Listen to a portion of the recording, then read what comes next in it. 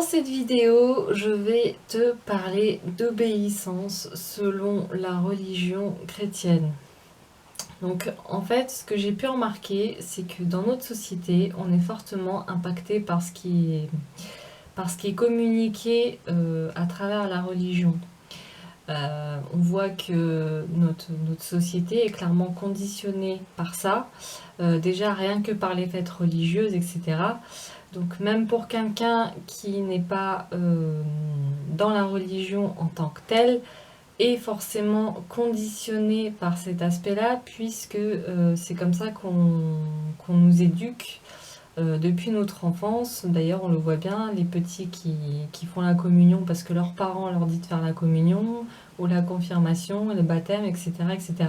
Et la majeure partie du temps, ils arrêtent à l'âge adulte parce que ça les gonfle de continuer dans le milieu religieux.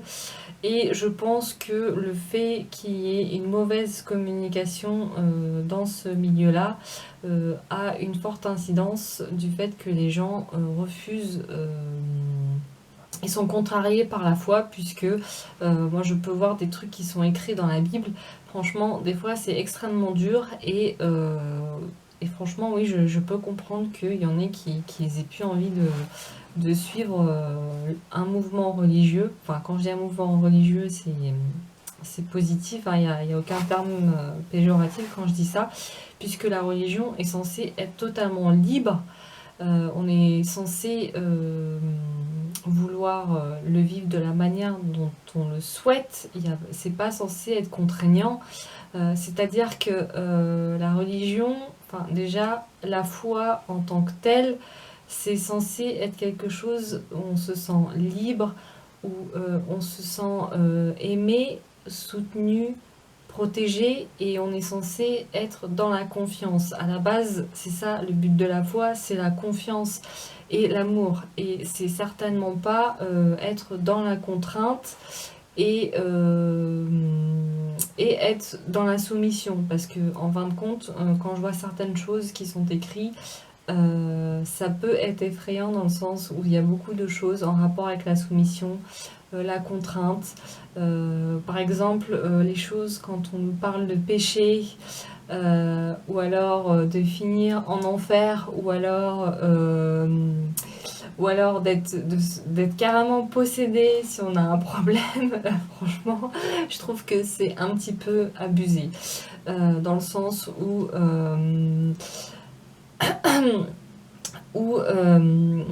ou si par exemple on ne suit pas la parole de Dieu, on va être puni. Il faut savoir que le but de la foi, justement, c'est de suivre la parole de Dieu, donc que ce soit à travers Jésus ou à travers les anges, ou d'autres croyances selon vos propres croyances personnelles. Mais ça doit être quelque chose où on se sent bien, on se sent léger, on se sent dans la joie. Le but de la foi, c'est le bonheur, c'est le bien-être, c'est de se sentir aligné avec qui on est, c'est-à-dire suivre notre chemin d'âme, quoi qu'il en soit. Et ça peut être quelque chose de choquant pour la religion, puisque j'ai déjà eu cette écho-là, du style ouais, suive ton chemin d'âme, oui, mais c'est pas écrit dans la Bible. C'est pas parce que ce n'est pas écrit dans la Bible que ce n'est pas possible et que ça n'existe pas. Voilà, je pense que il faut être plus large d'esprit que ça au niveau de la foi et ne pas s'arrêter forcément à ce qui est écrit. Je dis pas que ce qui est écrit dans la Bible est faux. Je dis juste que des fois ça peut être mal interprété et mal communiqué. Voilà, c'est plus dans ce sens-là. Et je ne pense pas non plus que on doive suivre à 100% ce qui est écrit dans la Bible, dans le sens, enfin, parce qu'on ne peut pas être à 100% d'accord pour ce qu'il y a dedans. Moi personnellement, je ne suis pas à 100% d'accord avec ce qui est écrit dedans.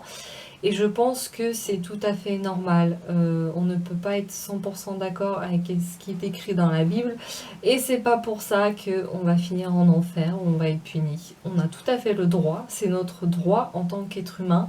C'est notre libre arbitre en tant qu'être humain de ne pas être à 100% d'accord avec ce qui est écrit dans la Bible et vous ne serez pas puni pour ça, pas du tout, puisque, comme je dis, ça fait partie du libre arbitre et ça fait partie du principe humain, tout comme quand on rencontre des gens, la personne, bah, on n'est pas forcément d'accord avec elle à 100%. Ça veut pas dire qu'elle a tort, ça veut pas dire qu'elle a raison, ça veut dire juste qu'on a chacun notre perception des choses et on a chacun notre façon de vivre notre foi et c'est tout à fait normal.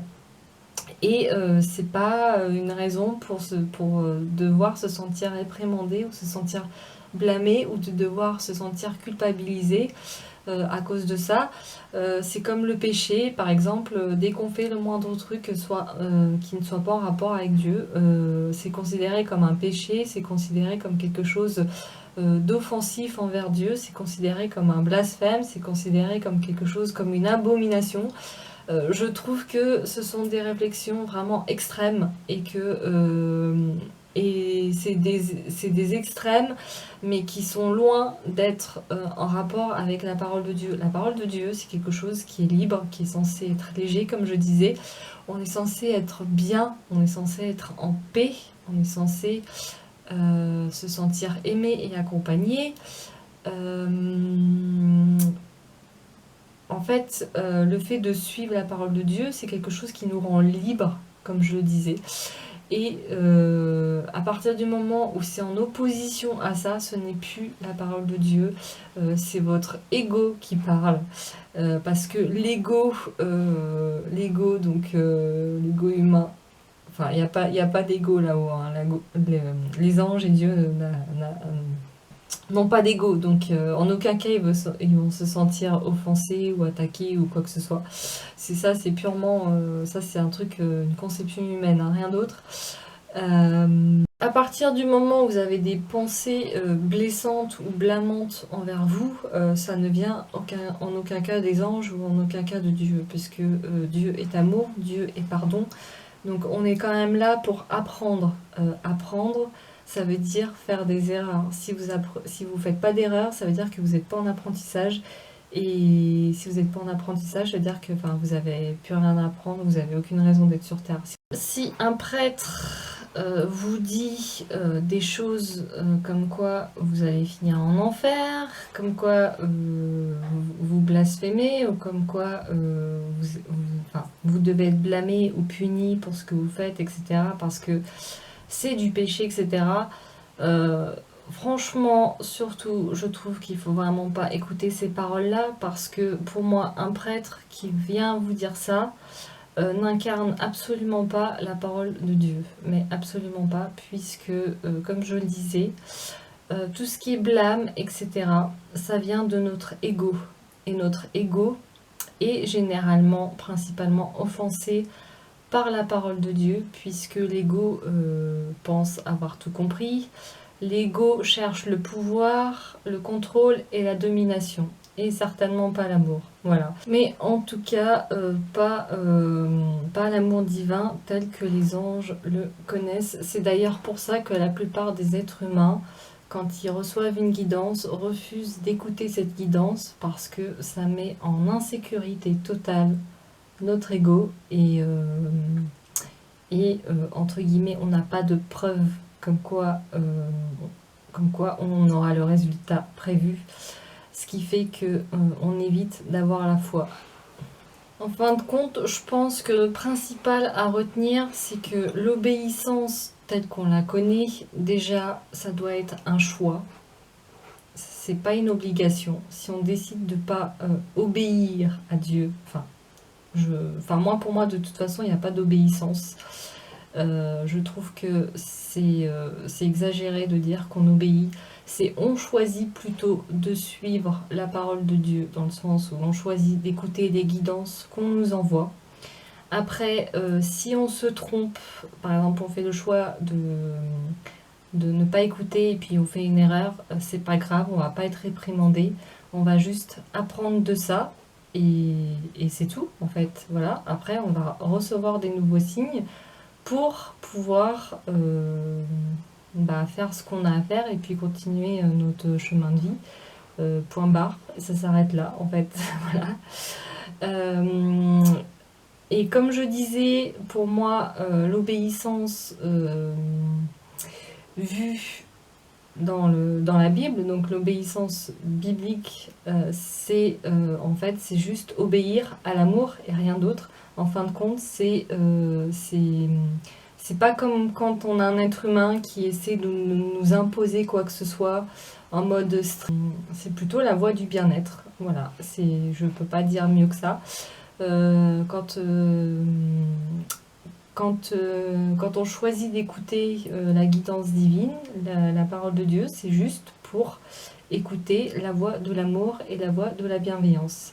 Sur ce, pour conclure cette vidéo, je dirais que l'obéissance divine, suivre la divinité, n'a absolument rien à voir que obéir à quelqu'un sur le plan terrestre en fait, qui va plus chercher à vous contrôler et à vous dominer, ce qui n'est absolument pas le cas encore une fois pour la divinité, pour les anges, pour Jésus, pour Dieu, enfin voilà.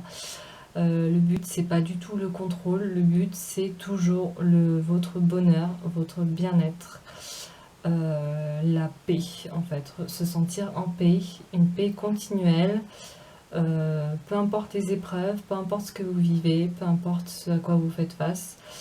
Ça ne veut pas dire que vous n'avez jamais de douleurs, vous pouvez avoir des douleurs, mais des douleurs liées à la purification, ce qui n'est pas du tout la même chose, pour ensuite retrouver la paix et un bonheur durable. Voilà, donc j'espère que cette vidéo vous aura été utile et je vous retrouve bientôt.